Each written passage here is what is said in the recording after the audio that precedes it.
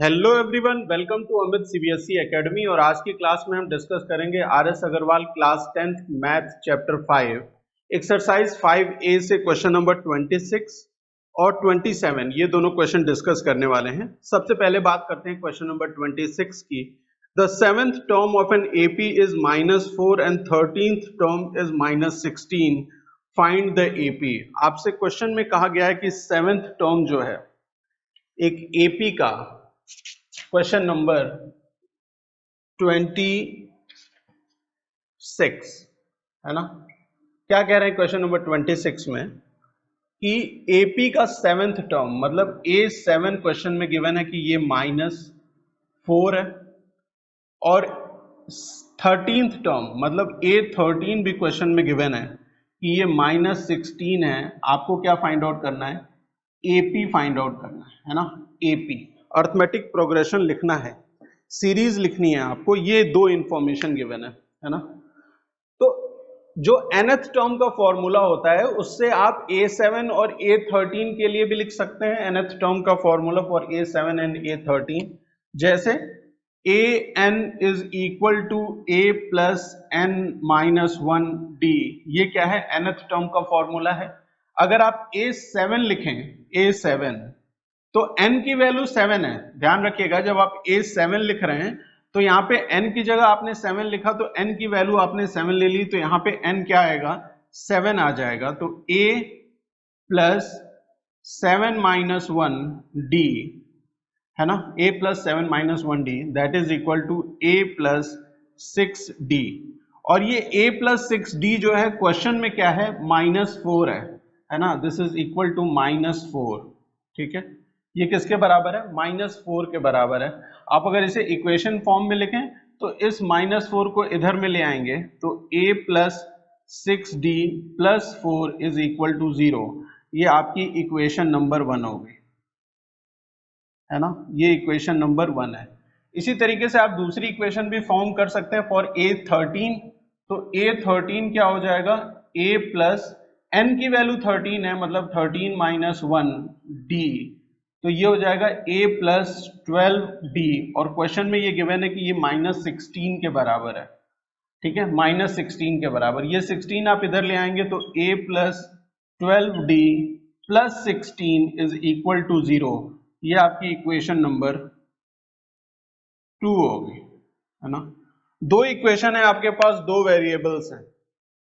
दो इक्वेशन है, दो वेरिएबल्स हैं। इनको कैसे सॉल्व कर सकते हैं? आप चाहें तो एलिमिनेशन मेथड और चाहें तो सब्स्टिट्यूशन, दोनों में से किसी भी मेथड से सॉल्व करके a और d की वैल्यू फाइंड आउट कर सकते हैं। एक बार आपके पास फर्स्ट टर्म और कॉमन डिफरेंस है तो आप AP बहुत इजीली लिख पाएंगे। ठीक है, तो हम क्या करते हैं कि एलिमिनेशन मेथड का यूज करते हैं। यहाँ पे भी a है, यहाँ पे भी a है, तो हम क्या करेंगे कि जो ये इक्वेशन 2 माइनस इक्वेशन 1 कर देंगे। Equation 2 minus equation 1। ठीक है, इक्वेशन 2 माइनस इक्वेशन 1। तो इक्वेशन 2 क्या है? वो है a plus 12d plus 16 is equal to 0। और इक्वेशन 1 क्या है? a plus 6d plus 4 is equal to 0। Minus कर रहे हैं तो सारी साइन जो है चेंज हो जाएंगे। ये plus a minus a cancel हो गया। यहाँ क्या बचेगा? 12 में से 6 सब्सट्रैक्ट करेंगे तो 6d बचेगा। यहाँ क्या बचने वाला है? 12 बचने वाला है। प्लस में 12 इज इक्वल टू 0। या आप ये कह सकते हैं कि 6d इज इक्वल टू -12 और d is equal to what? d की वैल्यू क्या आ जाएगी यहाँ से? -12/6 that is d is equal to -2। d की वैल्यू आ गई यहाँ से क्या? -2 के बराबर। ठीक है, d की वैल्यू क्या आ गई? -2 के बराबर आ गई। अब ये d की वैल्यू आप इन दोनों इक्वेशन में से जिसमें भी चाहें पुट करके a की वैल्यू फाइंड आउट कर सकते हैं, है ना। तो मैं इक्वेशन नंबर 1 में पुट कर लेता हूं d की वैल्यू। ठीक है, d की वैल्यू आप इक्वेशन नंबर 1 में पुट करेंगे। यहाँ पे इक्वेशन नंबर 1 में तो a प्लस 6d है ना, तो 6 इंटू -2 क्या हो जाएगा? -12 हो जाएगा। तो ये a -12 +4 इज इक्वल टू 0, -12 +4 -8 होता है, तो a -8 is equal to 0, a is equal to 8। First term क्या है, 8 है, कॉमन डिफरेंस क्या है, -2 है, तो AP आप बहुत इजीली लिख पाएंगे अब, है ना। फर्स्ट टर्म क्या है, 8 है। दूसरा टर्म क्या होता है, देखिए ऐसे होता है ना स्टैंडर्ड में, आप AP को कैसे लिखते हैं, आप लिखते हैं उसे a plus D, a plus 2d and so on, इस तरीके से ही तो लिखते हैं। तो पहला टर्म तो a हो गया, दूसरा टर्म क्या होगा, a प्लस डी, मतलब 8 और प्लस -2, 8 प्लस -2 क्या होगा, ये हो जाएगा 6, ठीक है। तो दूसरा टर्म क्या हो गया, 6 हो गया।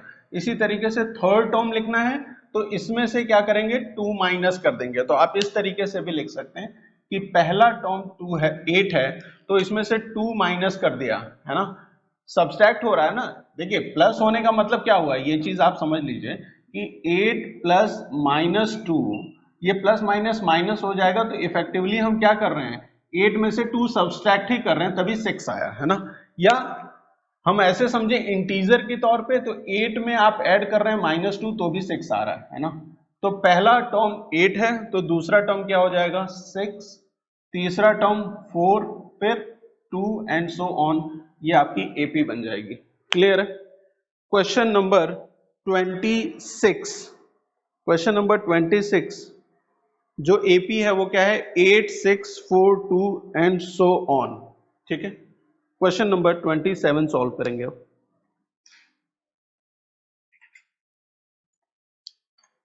क्या कह रहे हैं क्वेश्चन नंबर 27 में, fourth term of an AP इज 0, prove that 25th term is triple its 11th term। Fourth term of an AP, question number 27 में ये गिवन है कि जो फोर्थ टर्म है, fourth term of an AP, question number 27, question 27 fourth term, मतलब A4 कह रहे हैं, A4 जो क्वेश्चन में गिवन है कि वो 0 है, A4।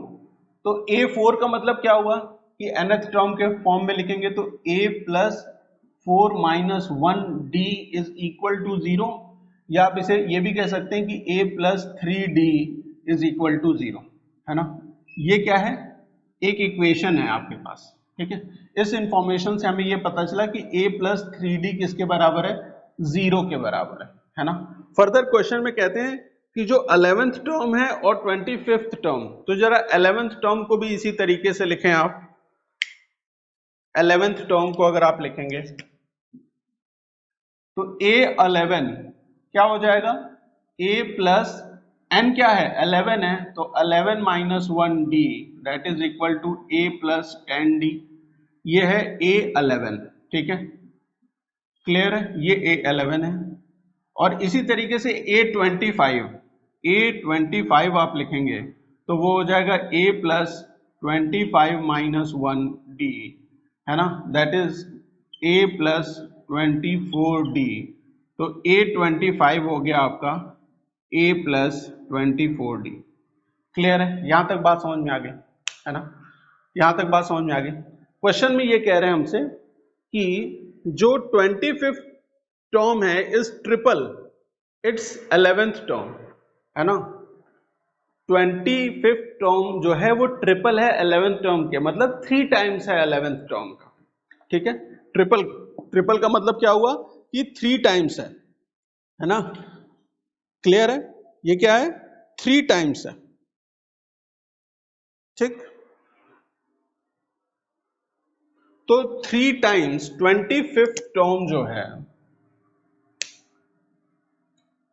25th टर्म जो है A25 इज 3 टाइम्स A11, है ना, A11 के 3 टाइम है। तो जरा इसका 3 टाइम्स करिए यहां पे, तो ये क्या हो जाएगा जरा देखिए, 3 इंटू A11 क्या है, a प्लस 10d है, a plus 10d that is equal to क्या हो जाएगा, 3a प्लस 30d हो जाएगा। और A25 क्या है? A25 है आपका A प्लस 24D है, ठीक है, A प्लस 24D है। क्लियर है? कोई दिक्कत यहां तक समझने में? A25 मतलब 25th टर्म जो है ट्रिपल है किसके? A11 मतलब 11th टर्म का ट्रिपल है, तो हमारे पास ये आ गया। अब यहाँ पे देखिए दो वेरिएबल्स हैं A और D, ठीक है। अगर तो आप यहां से A की वैल्यू फाइंड आउट कर लें, है ना, जो पहले था यहां से A की वैल्यू फाइंड आउट करेंगे तो A is equal to -3D हो जाएगा। A is equal to -3D। अब A की वैल्यू आप -3D दोनों इक्वेशन यहां भी लेफ्ट हैंड साइड भी और राइट हैंड साइड भी पुट कर दीजिए, ठीक है। तो A की वैल्यू -3D यहां आ जाएगा, -3D प्लस 24D, और यहां पे भी क्या हो जाएगा? 3 इंटू A, -3D है A की वैल्यू, तो ये -9D प्लस 30D हो जाएगा, ठीक है। इन दोनों को जरा ऐड करिए, ये क्या है? -21D है, और ये क्या है? ये भी -21D है। ये left hand side right hand side दोनों बराबर आ गया। क्या है? Left hand side right hand side दोनों बराबर है। तो इसका मतलब क्या है कि ये जो 25th टर्म है वो ट्रिपल है कि नहीं A11 के 11th टर्म के, तभी तो लेफ्ट हैंड साइड और राइट हैंड साइड बराबर आया है ना। तो क्वेश्चन में सिंपल क्या किया हमने, A4 की वैल्यू गिवन थी हमें 0, तो A प्लस 3D की वैल्यू 0 है, तो यहां से A की वैल्यू फाइंड आउट कर लेंगे। A11 A25 को भी आपने लिख लिया। अकॉर्डिंग टू कंडीशन क्या है कि A25 ट्रिपल है A11 के, तो हमने क्या किया कि जो यहाँ पे ये वैल्यूज थी, है ना, A प्लस 10D और A plus 24D as it is रख दिया और इसको 3 टाइम कर दिया। फर्दर सॉल्व करके यहाँ पे A की वैल्यू हमने यहाँ पुट कर दी, लेफ्ट हैंड साइड और राइट हैंड साइड को देखा हमने कि दोनों बराबर हैं। इसका मतलब कि ये जो कंडीशन हमें गिवन थी क्वेश्चन में कि हमें ये शो करना था, ठीक है। क्या शो करना था हमें? क्वेश्चन नंबर 27 में हमें प्रूव करना था कि 25th term is triple it's 11th term. तो आ गया ना, 25th टर्म क्या है? ट्रिपल है 11th टर्म के, क्योंकि लेफ्ट हैंड साइड और राइट हैंड साइड दोनों क्या है? बराबर है। क्लियर है? क्वेश्चन नंबर 26 और 27, है ना। मिलते हैं नेक्स्ट क्लास में। Thank you for watching.